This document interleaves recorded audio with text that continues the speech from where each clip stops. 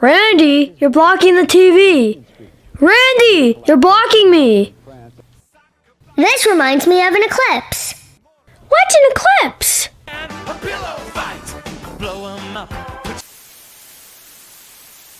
An eclipse is when light from one object in space is blocked by another object. Sort of like how when I shine this flashlight at you and I take this fuzzle, I create an eclipse blocking the light from my flashlight. So let's talk about a solar eclipse. A solar eclipse happens when the moon passes directly in front of the sun, blocking the sun's light from reaching the earth. In a total solar eclipse, the moon is completely blocking light coming from the sun, and the earth goes completely dark in certain parts, depending on where we are standing. In a partial solar eclipse, the moon only blocks some of the sun's light, and it might only get a little darker where we're standing on Earth. So that's it? No, there is more. What else? Now let's talk about a lunar eclipse. A lunar eclipse happens when the moon passes directly behind the Earth and into its shadow. When the moon is completely blocked by the Earth, light from the sun can't reach the moon directly, and the only light that reaches the moon is refracted or bent by the Earth's atmosphere. This causes the light that reaches the moon to appear red. The red color sometimes gives lunar eclipse the name blood moon. A lunar eclipse only occurs on the night of a full moon. Wow, Snoozer, you're really smart. Yes, I am, Randy. Yes, I am. By the way, if you're ever lucky enough to experience an eclipse, either a solar eclipse or a lunar eclipse, make sure you're protecting your eyes and not looking directly at the sun. You should be wearing safety glasses. You can purchase these glasses online, and whenever you're looking up at the sun in an eclipse, make sure you're wearing the safety glasses. You'll still be able to see how cool they look, but you'll be protecting your eyes from the sun.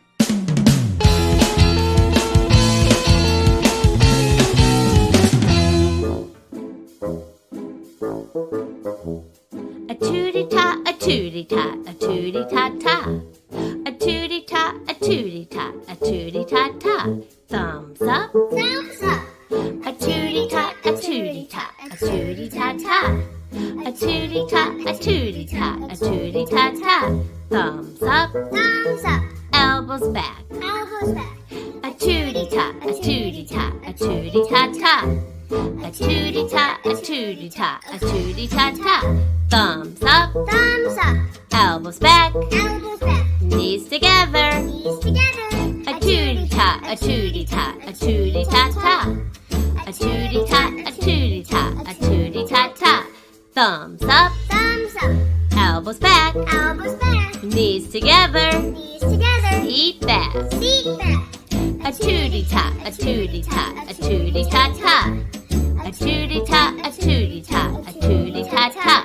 Thumbs up, Thumbs up. elbows back, Elbows back.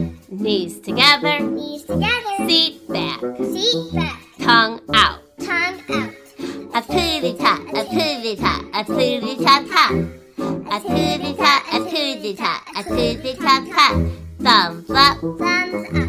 elbows back, Elbows back. knees together. Knees together. Feet back, Feet back. tongue out. Tongue out. Turn around. Turn around. A tootie-ta, a tootie-ta, a tootie-ta-ta. A tootie-ta, a tootie-ta, a tootie-ta-ta. Thumbs up, Thumbs up. elbow back, Elbows back. knees together. Knees together. Feet back, Feet back. tongue out. Tongue out. Turn around. Turn around. A tootie-ta, a tootie-ta, a tootie-ta-ta. A tootie-ta, a tootie-ta, a tootie-ta-ta.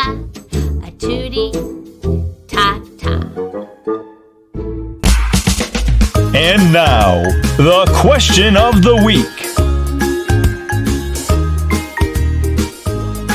What is the best thing you have ever tasted? Pizza. Steak.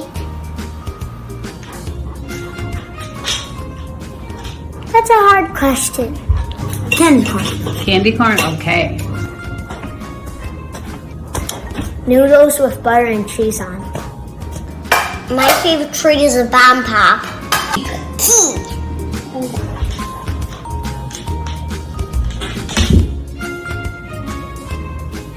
would say mac and cheese and also cheese and spaghetti sauce on. The best thing I ever tasted is pizza. Thanks for joining us for the Question of the Week.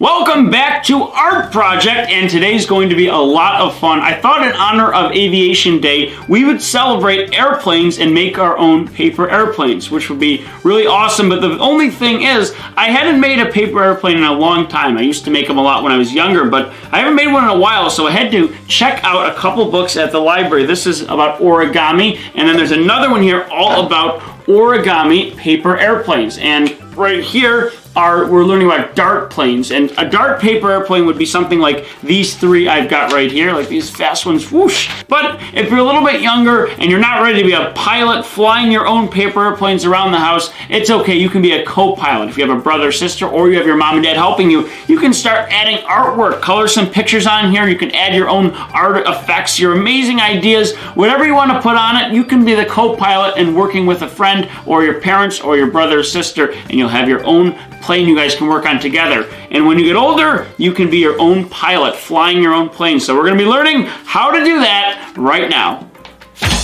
All right, well, the first thing we have to do for our paper airplane is fold it like this, just once over.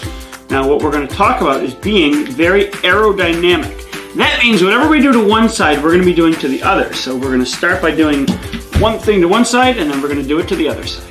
So let's take one of these ends here and fold it just like this. And then we're going to crease, and this is called creasing. We're going to crease this side just like that. Now, remember, we are going to be going edge to edge, and that means we're going to be taking one of these edges here and folding it along the edge right here. And it's going to go just like that. So remember, edge to edge. And we're going to do that edge to edge again by taking this edge and folding it along right like this. And we're going to fold it along this edge. See that edge to that edge. And then it should look something like this. And then we've got that. Remember now, aerodynamic. We do to one side, we must do to the other side. So we're going to fold it just how we did before. So the good thing is you can see this again now. You do that, and then we are going to fold it along end to end, just like this. Alright, and some of you might be better folders than I am, but as you get older and you practice it more, you make more paper airplanes, you'll probably become all-stars at doing this folding and creasing. And there we go. So, a little bit clunky, but I've made myself a paper airplane. And it's blue, just like my checkers colors. Look at that. Very fun, very cool. Let's see if we can send this flying into the sky. Well, thank you so much for joining us working on our project for today, and we will have more things to work on next time right here on Art Project. And now it's time for The joke of the week.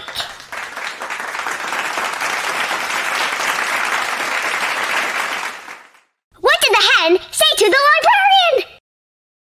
I forgot my bonk, bonk, bonk, bonk, bonk, bonk. Thank you, thank you, thank you!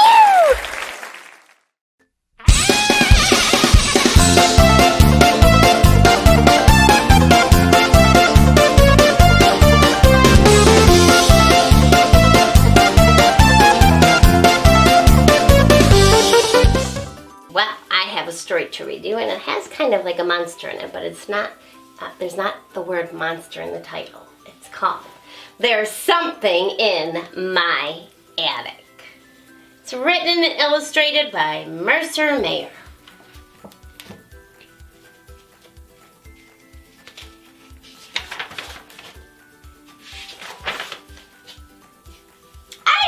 never afraid of anything when we lived in the city. But now we live on a farm. So it's quieter in a farm, so you might hear more things. At night, when the lights go out, I get scared. Because I can hear a nightmare in the attic. Right above my head. Do you think there's really a nightmare in her attic? I don't think so. Maybe there's something up there. It doesn't seem to bother Mom and Dad. They say it's probably mice.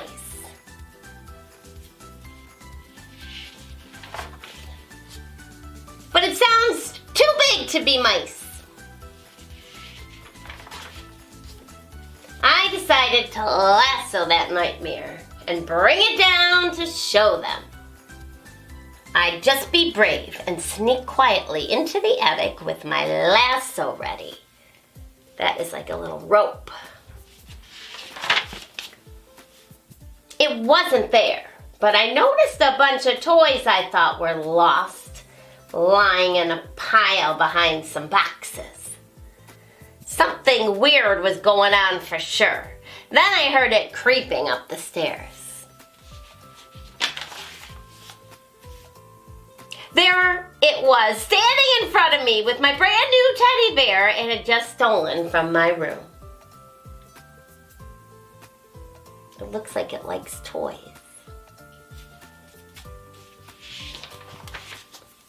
Hey, I called, that's my teddy bear, give it to me.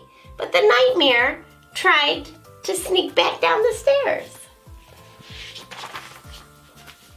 So I chased it. And then I lassoed it. It was hugging my bear as hard as it could. Be careful, Nightmare, I said, or you'll rip my bear. I tried to get my bear back, but it wouldn't let go. So I pulled it down the hall to my parents' room. I flipped on the lights to show them the nightmare I captured. I was sure they would be amazed.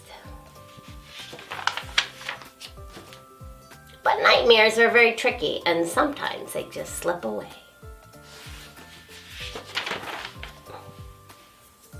I'll just have to get my bear back tomorrow. And look at that, he's hugging it. I think she was just kind of making up that story. Because sometimes we hear noises and then we try and think of what it could be. And then our mind leads to all these crazy things. But anyway, he didn't seem like he would hurt anybody, did he? He just wanted a teddy bear. If you would like to email Checkers and Snoozers, send your emails to checkers@checkerslibrarytv.com. We always look forward to hearing from you.